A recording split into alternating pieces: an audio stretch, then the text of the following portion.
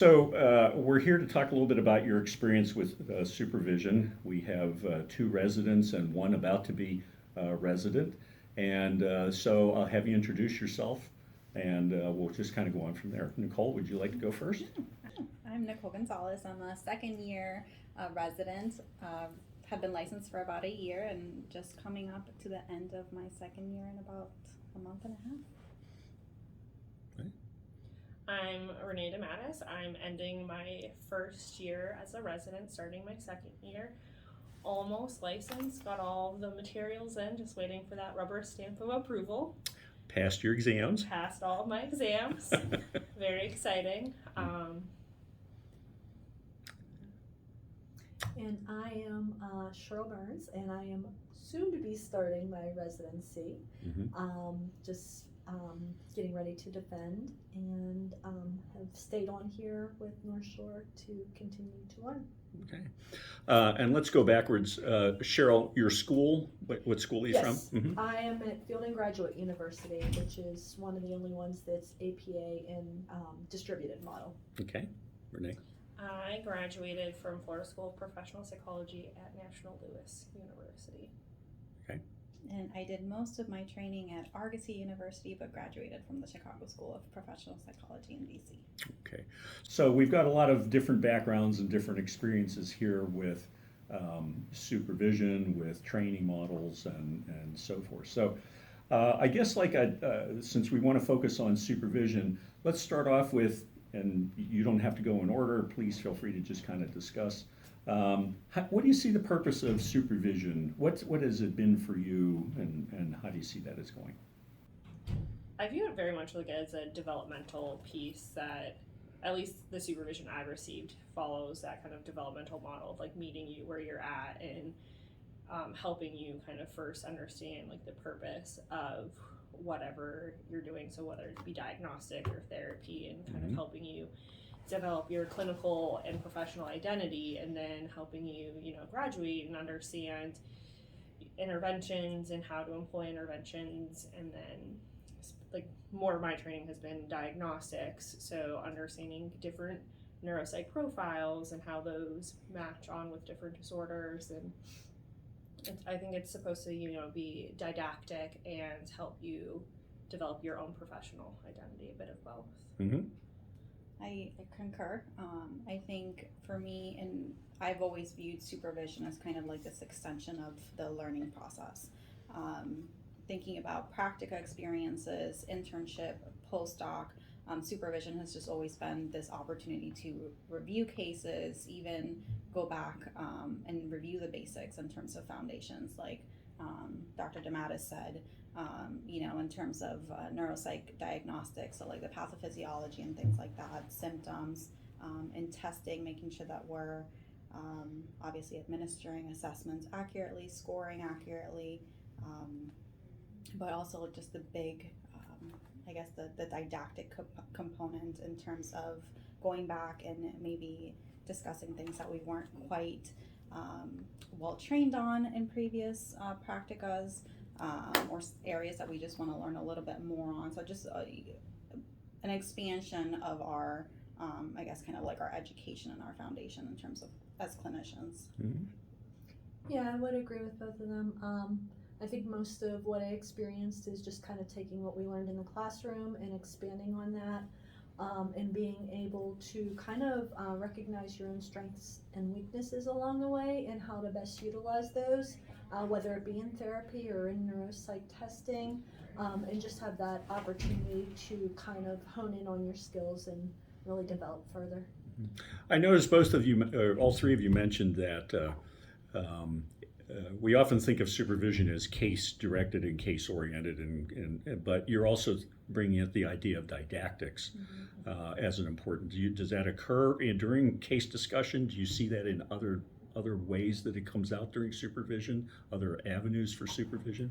I think, oh, sorry. Go ahead. I was going to say, for me, it definitely comes from case discussions, especially if there's something about the case or the patient's background that I wanted to learn more of, or I would get more additional information in terms of their presentation. But I think it also comes from just general areas within the field that I still want to learn more about.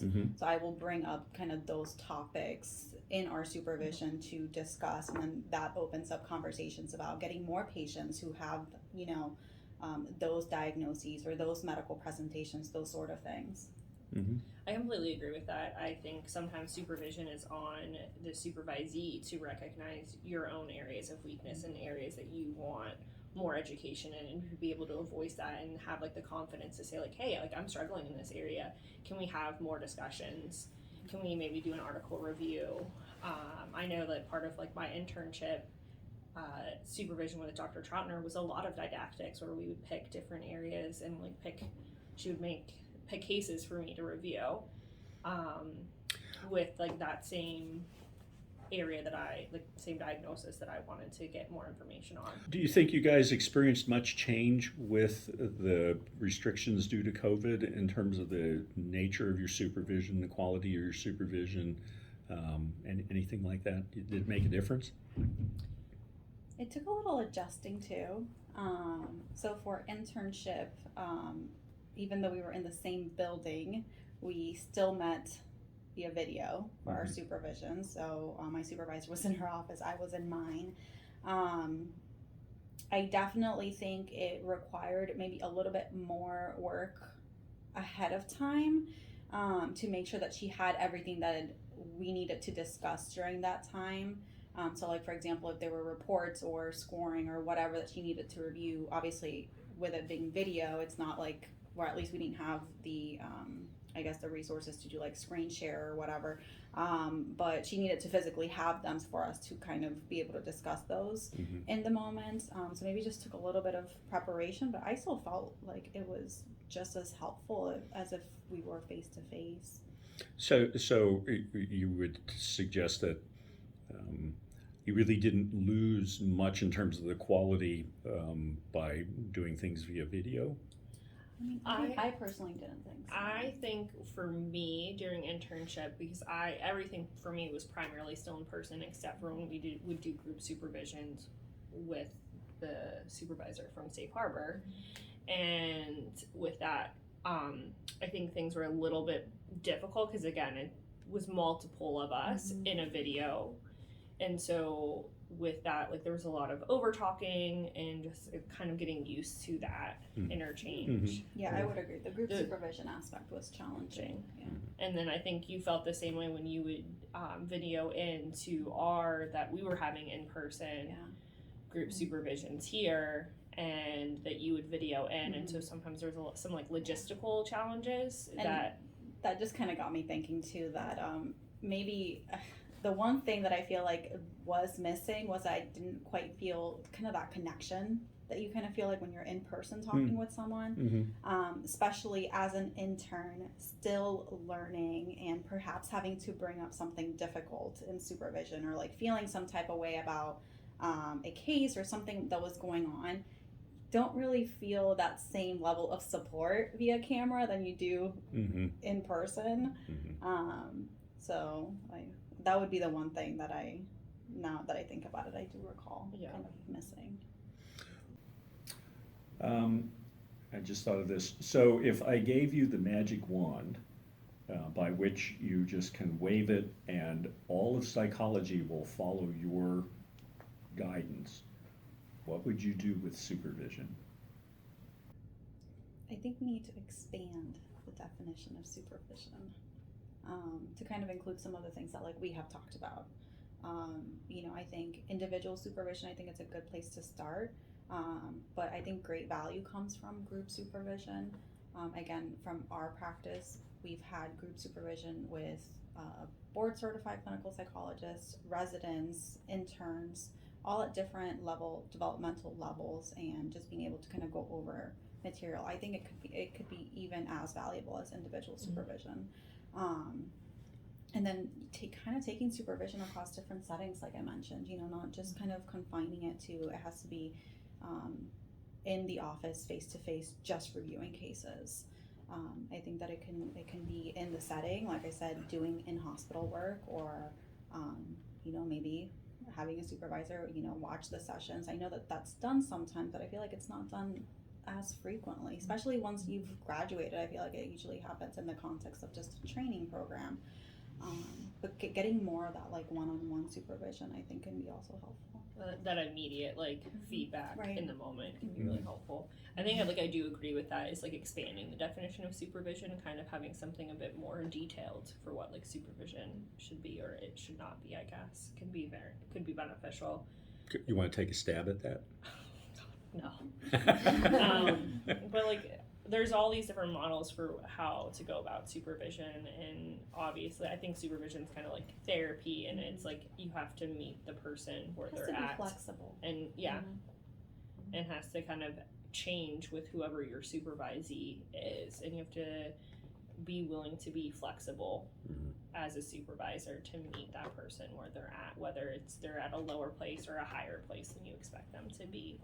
But I think that's, to me, what's been most helpful is when my supervisors are meeting me developmentally where I'm at and are willing to challenge me or like back things up and be like, no, we need to expand and work more on this area. But I definitely do agree with expanding the definition of including group supervision and supervision with like other like Peer-to-peer. because peer-to-peer doesn't count for supervision. And if you, since you're waving the wand around and creating these things, how would you regulate that? How would you